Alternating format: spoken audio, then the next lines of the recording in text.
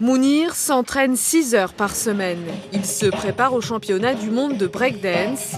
Depuis 10 ans, il pratique dans une association ce mix de chorégraphie et de performance physique.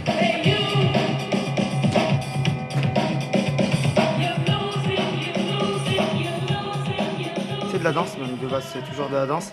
C'est un art, comme de la peinture, comme jouer d'un instrument. Mais c'est vrai que ça nécessite de la force physique. Ça peut s'apparenter à du sport. Quand elle débarque en France dans les années 80, la breakdance fait déjà sensation. Elle s'invite même à la télévision. Si vous ne savez pas de quoi je parle, eh bien regardez. Eh bien, cette danse a commencé dans le Bronx il y a une dizaine d'années. C'est un phénomène qui s'est répandu à l'ensemble du monde. 30 ans plus tard, la breakdance a tracé son sillon.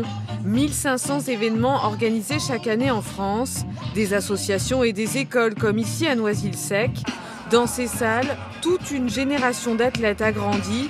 Maîtrise de la technique et du rythme, la discipline est exigeante. On ne peut pas arriver et puis prétendre faire du break sans réellement respecter les codes et le langage du break. Il y a les éléments de langage, la relation avec la musique. Ensuite, bien sûr, il y a l'aspect athlétique de la danse, donc les prouesses techniques, les enchaînements techniques, la propreté, la maîtrise et le contrôle. Donc il y a énormément d'éléments. Des éléments qui permettent de juger les concurrents lors de compétitions plus officielles. Répandue mais mal connue. Avec les Jeux Olympiques, la breakdance passe un nouveau cap. Ça sera peut-être justement une possibilité de sortir de ces clichés historiques qu'a le monde du hip-hop et de le faire passer à une autre échelle, à un autre niveau.